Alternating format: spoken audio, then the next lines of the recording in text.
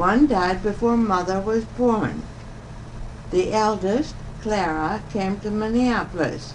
I don't know when. She married a Norwegian, Andrew Arctander. Clara made many trips back to Sweden. I remember 2 of them. One was in 1914. We were then in Sweden. She also visited us in Norway in 1922, at which time Laura's husband, my uncle Toralf Halså, told Clara that she should take one of us. There were then 4 of us: Margit, born April 21st, 1907, Vera, February 7, 1915, and Einar, we call him Eja, born May 10, 1917. My dad had the same birthday, May 10, 1882. My mother was born October 15, 1879.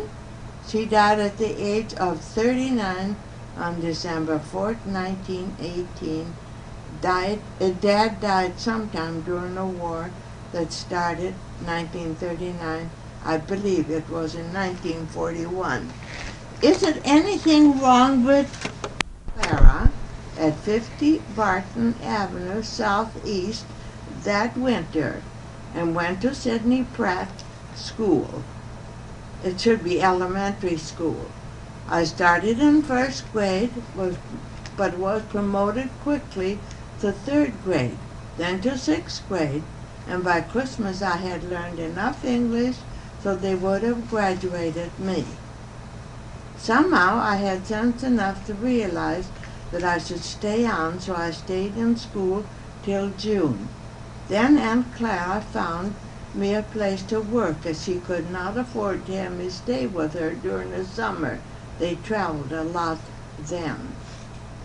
Some of the funny things that happened to me when I went to Sidney Pratt Elementary School, I remember especially in 3rd grade, a little fellow came and took me by the hand.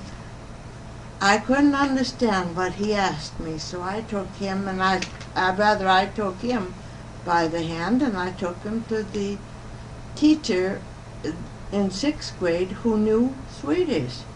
And all the boy wanted to know, how did you like the trip across the ocean?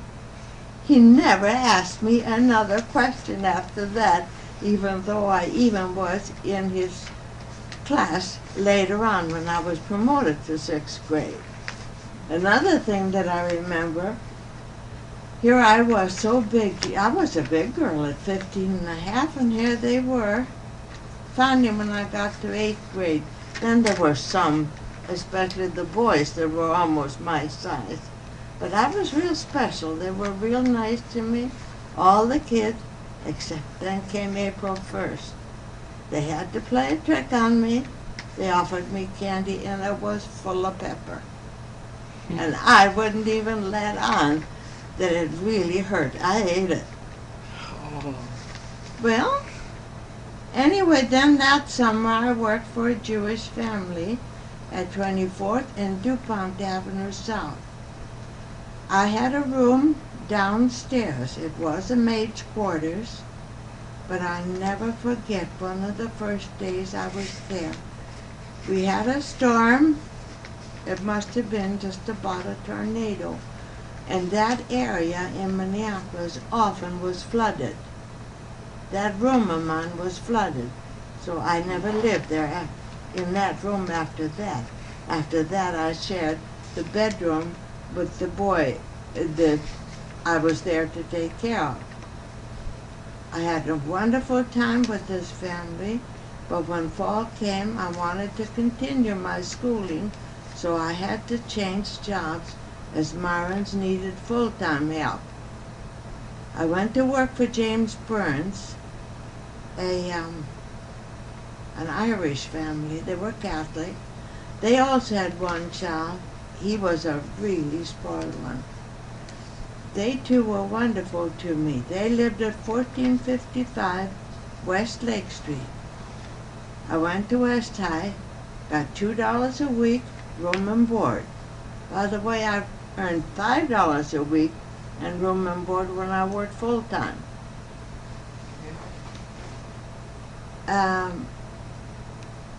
But then Burns moved later on to 4111 Pillsbury Avenue, and I moved with them and transferred to Central High School. I spent 2 years in a special course. I was allowed to skip gym, history, and many other things. No chorus. I simply concentrated on a business course. One of the funny things with that was everything sounded different to me, and at first I had a terrible time with typing. I think the first grade I had was D. After that it was all A's. After I got the hang of it, there was no problem. But with the shorthand, that was Caton Scientific, that was all sound. One of the things we were supposed to be able to do was to read each other's transcriptions. Nobody could read mine. Teacher, Miss Rooney, her name was, finally said, "You're excused. You can read your own." I realized that it doesn't sound the same way to you, but you are one of my A students, and we're not going to hold that against you. After 2 years, they helped me get a job ahead of the graduating class. Miss Cheney went to Mr. Esterly, head of the Board of Education, and I was given an opportunity to look for work right away. My first job was with the Boxing Blade. Their offices was on first floor of the Sexton Building, 7th Street and about 7th Avenue South. Not long after they went broke, Miss Edine, who was boss of the Fawcett publication, who also had offices in that building, knew about it. I happened to be seated where I was working, where they could observe me as they stood and were waiting for the elevator, and Miss Edine decided she was going to see if I could come and work for them. So I was offered a job, and when there wasn't the Boxing Blade anymore, I simply moved up the 6th floor. Then came the time that Sons of Norway wanted a secretary, one who could handle both Norwegian and English dictation. Mr. Erickson, a very good friend of my Aunt Clara, insisted I leave Fawcett and work for them. That was in 1928, the same time my sister Margaret came. I had borrowed the money for Margaret's ticket, so she had to get, you probably don't want this. What? About my sister. It Anything. has nothing to do with me. Well, it's what has happened to you. Like, Well, all right, I borrowed the money for Margaret's ticket, so she had to get to work right away. She lived at 4255 Lake Harriet Boulevard, worked for Mrs. Thompson, and liked that very much. I lived at 47th and Columbus Avenue with a family named Krantz. Then I got married. You don't want that either, that I was married before, do you? yeah, I want your whole. Well, I got married in 1930 to Trigby Nelson. He was my age, but after 2 years I divorced him. We had no children, but he turned to stealing from his company, and I had to leave him. He left me with many debts, and it took a long while to pay those off, as well as the divorce. I forgot something entirely. You're going to have to go back and forth on this because I forgot something. This should have been It's first. fine. It's fine. Okay. Margaret and I lived at Powderhorn Park Terrace. I had an apartment there. And then when Sons in Norway moved to Gerard and Lake Street, I got an apartment there. She still lived with me then, but when I married Embert in September 35, she moved in with a girlfriend. Let's see, this should have been before that. Can you take care of that? Yeah. I don't know. It's fine. Anyway, here, I said, we stayed in Sweden till 1920. Dad needed to get away to his own people and to start over. The spring of 1919, I had been sent to Norway with Vera, my younger sister, to visit Laura, our aunt. Margaret was with the family in Dalsland in Sweden that summer, and Eje must have been home with Dad. Laura and her husband decided to keep Vera when fall came and it was time for school. I went back and lived at home with Dad, Margaret, and Eje. After much trouble with health and Dad's drinking problem, we went to Norway. We stayed at Heia, a very small summer cabin, lots of land with it. It was then owned by Octavia, an elderly spinster aunt on my Dad's side. She was very religious, a truly remarkable person, and she took us all in. Heia is the property now worth so much money, and over which there has been legal difficulties. The property eventually belonged to Laura, the aunt, and she included all of us heirs when she died at 100.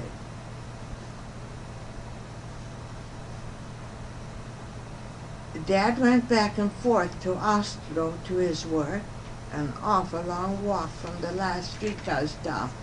Margaret and I went to Kjelsås school. The cabin where we lived, which was Heia, was located across from Holmenkollen, the famous ski jumping place, and we had a beautiful view over the Oslo fjord. It was called Christiania Fjord then, and over the whole terrain. Had a lot of hard knocks those years, but anyway, we were well, and when summer came, it was decided that I should go to USA to Aunt Clara. That was in 1923. I was then 15 and a half years old. I came on Stavangerfjord. It took 9 days. I was one of very few who did not become seasick. We had weather bad enough so we were not allowed on deck a full day.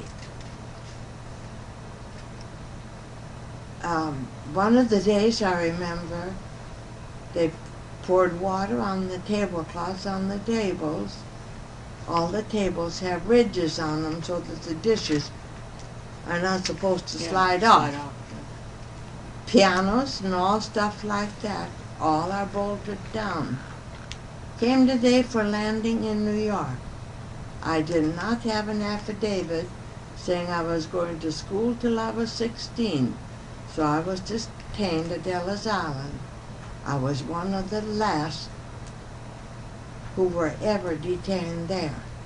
It closed not long after. The section with the Scandinavians was full, and I was put in with Southern Europeans. Not a soul to talk to, till on the 4th day when a young Danish lady came and we became friends. In the meantime, there was much corresponding with my Aunt Laura, all in English, by the people there. I did not know what it was all about till the Danish lady had her brother who knew English translate it for me. All it said, "Do you want George to come and get you?" He was my cousin and Clara's oldest son. He paid for my ticket. The 6 days I spent at Ellis Island, I did not get to see the outside. We were detained in quarters where there were no windows. We were herded to our meals as a group. Long tables with food I had not seen the like of. Only the long loaves of French bread intrigued me. You should have seen them all grab and tear at the food. Somehow, someone saw that I got what I needed. I had money with me, and when the vendors came and sold us stuff where we were sequestered during the day, I can remember I bought an awful lot of Fig Newton cookies. I don't ever want to see them again. At nighttime, we were herded by a black man to our quarters, slept on iron bunks, handed an army blanket. He was the first black man I had ever seen, and my experience in the large communal bathroom was something I had a hard time to take. Those fat, sloppy-looking women, nothing bothered them. We were entertained a few evenings in a large hall, concert hall, really good music and singing, but I still did not get to know anyone. Then came the day when I was tagged and processed out. I had 2 days and I believe 3 nights on a train. Had to change in Chicago, and all I remember, I had my ticket pinned to me, and somehow I got on the right train. It was beastly hot, no air conditioning. I do remember that as being very uncomfortable. I didn't know if my aunt had been advised that I was coming, so I wrote her name and address on a card I had, and imagined I could show that to someone when I got to Minneapolis, and that somehow they would get me to her. I don't know, but lo and behold, at 12 that night, my aunt was at the depot.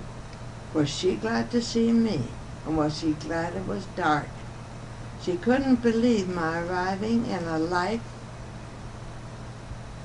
wool pink dress, high-button black shoes, heavy black socks, and a large pink straw hat on the hottest day in July. It was simply that I didn't have anything left to wear. I was so dirty I went to bed without taking off the black wool socks I was wearing. And that's it. You can turn it. Yes. I worked for the Sons of Norway. I was their secretary. I was the first secretary to the president. That was in 1928, and I would go along to their conventions. That was the years before there were machines that took down everything. I took it down in shorthand and transcribed. I can remember I would sit up almost all night while the rest of them were celebrating. I got to go many places because I was secretary, because they had conventions every 2 years. I went to Winnipeg 1 year, Seattle 1 year, as far as St. Paul 1 year, but it was all very interesting and I met a lot of nice people. Of course, then I got married in 1930, but I still stayed married while I was married to Trigby, and we lived at 1501 11th Avenue South in an apartment. After that, we moved into a house not far from where I'm living now. I lived at 39th and 41st Avenue South.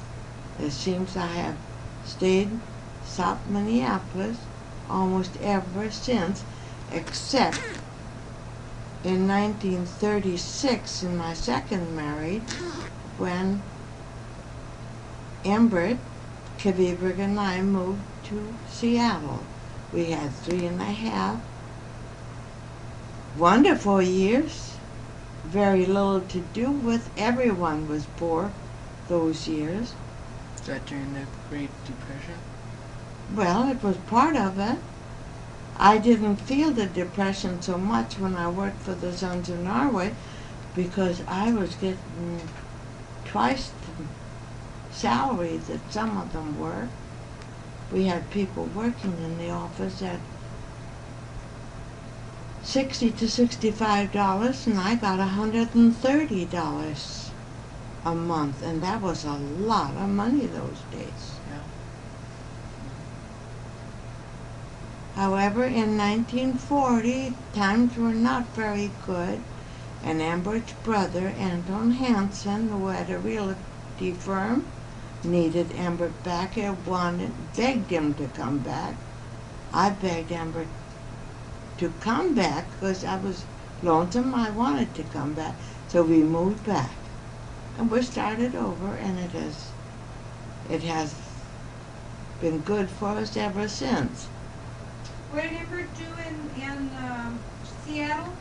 Sold insurance, and I worked even after Larry was born. Connie, we had the most wonderful furnished house for $35 a month, but it finally got so we couldn't even pay that much. That's how difficult times were at that time when we kept moving to. It even helped us to get into a place where we paid $22.50 a month. Money was that tight. Yeah. But it was a beautiful place to have spent 3.5 years, and all the Sons of Norway people were. Everybody just did more as families, and I did a lot of sewing, a lot of knitting. Everything went fine. Anyhow, we came back and we stayed with Ambert's sister Joan for 1.5 months till Ambert earned a little money, and we rented an apartment first by Powderhorn Park. Then came along, well, that in when is Roger born? 41? 42. When was Dad Roger's born? born in 41. Then when Neil was born, we couldn't live in the apartment, so we had to get a house, and we got in a house at 3844 29th Avenue South. I remember we borrowed $500 down payment, and we must have paid something like about $24, $25 a month payments. But he was working then in real estate, and Amber did a lot of improvements to the house, and finally when Roger came along, 14 months after Neil, we had to move again because I wasn't well, and I had ordered to have help at home, so we had to get a schoolgirl to live with us because I was doing a lot of work for Amber in the real estate business. Suddenly, it was good.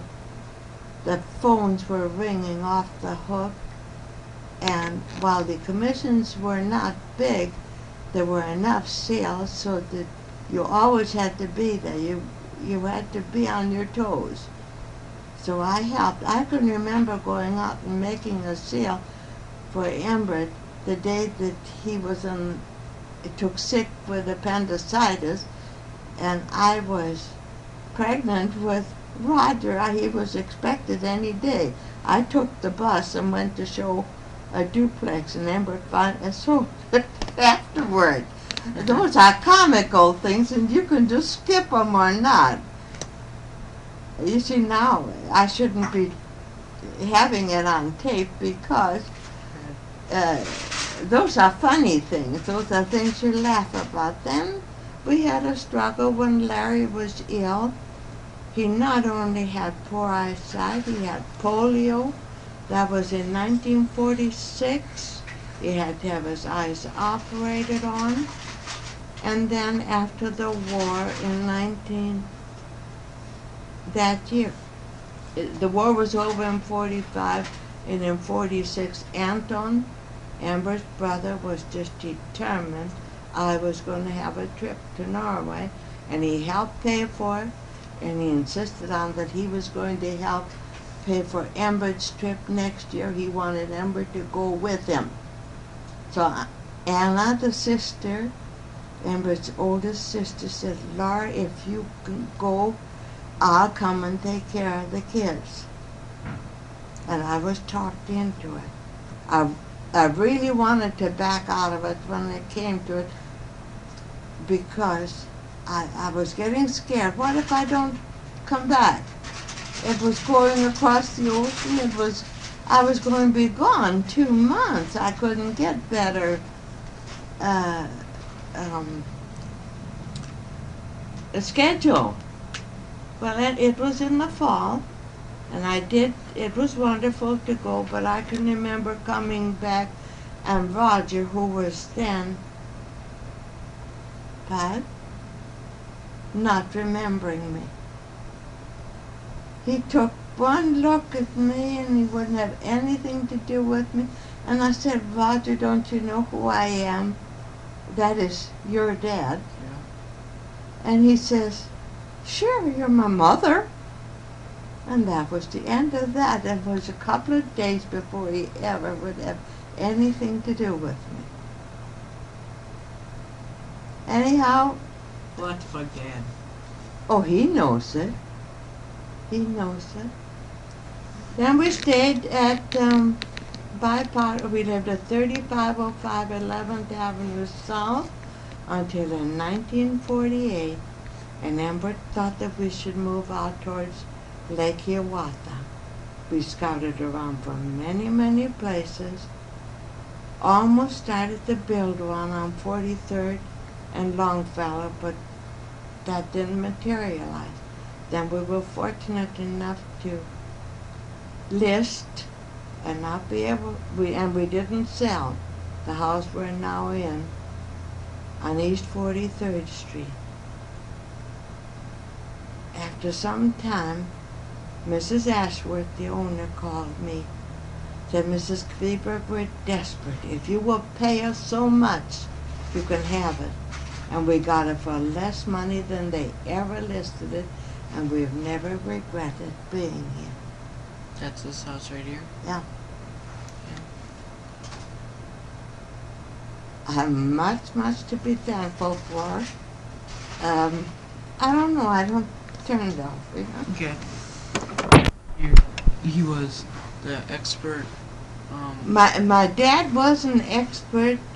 He was well known as a cabinet maker of really fine furniture, and before my mother died suddenly of flu in 1918, he had saved up enough money. He was going to go into business for himself. That all went by the wayside. When my mother died, our whole life changed. But one of the things that came to mind to me when I lived in Seattle, way back in 1936, between 36 and 40,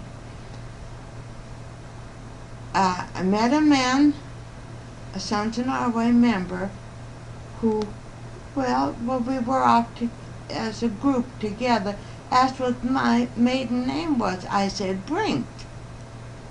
We all talked about where we had done before we came to this country. We were all newcomers.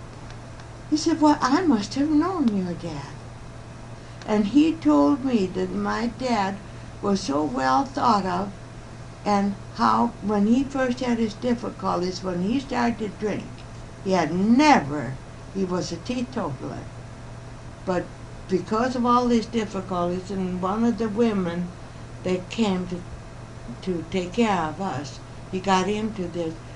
But they were all pitching in for him and shielding him and trying to help him get on his feet. They would cover up for him. And I thought that was so strange. Should have been brought up to me. And they felt so sorry for him, and they were so glad when he finally went to Norway to be with his own family. There was one thing with Norwegians and Swedes. I didn't know it till I came to this country. They were really not real good friends. There was difficulties between Norwegians and Swedes. I didn't know it till I came here. And my dad was not that well thought of by my mother's relatives. My mother's relatives happened to be well-to-do people. They were all in business. They had their own factories. I can remember one summer going on vacation where my grandfather was. He lived till he was 93, and that was the King of Sweden had his retreat not far from where my grandfather lived, because my grandfather was one of the caretakers. I'll never forget the beautiful scenery. And one thing that I remember, all those, what do you call those birds with the long tails? Peacocks? Yeah, peacocks. They were there in abundance in this retreat. Awful lot of wild game, lot of memories.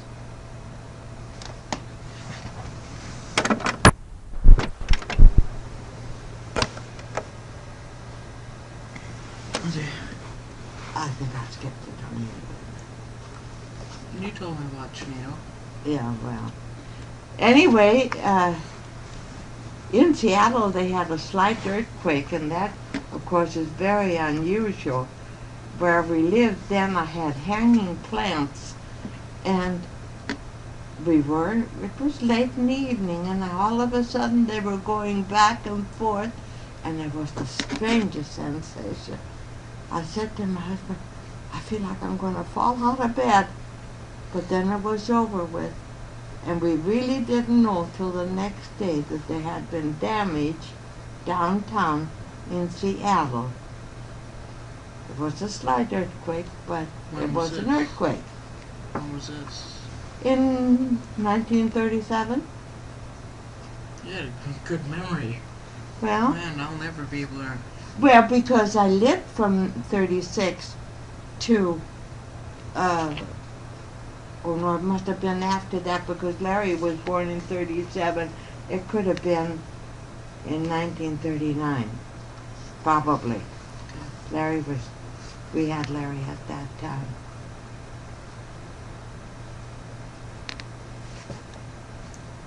Okay. See, travel experiences. You told me about. How many other places have you been other than? I've been back and forth. That is, the first time I came on Stavanger Fjord, and when I went back in 1946, I also went on Stavanger Fjord, and that was quite a thing in itself. There happened to be a strike, so that when we got to New York, of course, there wasn't anyone to take our luggage on board. We had to carry our own, and we were told we went aboard at our own risk because there wouldn't be a pilot to escort the ship out of harbor. But I went aboard, and because so many had canceled, instead of the regular accommodations, which were tourists, I got to sleep in first class. A lady, and Mrs. Christensen, her husband was owner of some steamship lines, and she spotted me and she cornered me and she said, how would you like to team up with me and we can have this stateroom because it won't be used. So I had a very special travel companion and first class accommodations just because there was a strike by the dock workers at the time. Pretty good deal. What do you plan your future? My future is just hope that I'm going to stay well. I enjoy all my family, my 3 sons and family, and 5 grandchildren. And I am going to try to take a few short trips with some senior citizens, as well as take advantage of any trips that your mom and dad and anyone else want to take me along on. Great. That's all, I guess. Oh, I should mention, Okay. I want to put in, I want to keep on with my work at Deaconess Hospital. I thoroughly enjoy being a volunteer. I work every Tuesday in Surgery Lounge, where I act as hostess, making coffee, and keeping the visitors comfortable until their relatives are out of surgery and the doctors come to see them.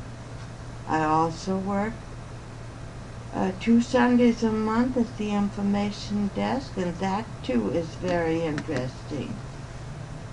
Next week I'm going to be taking some special training on our new telephones, because we are getting an entirely new touch-tone telephone system. In fact, the whole hospital is being modernized and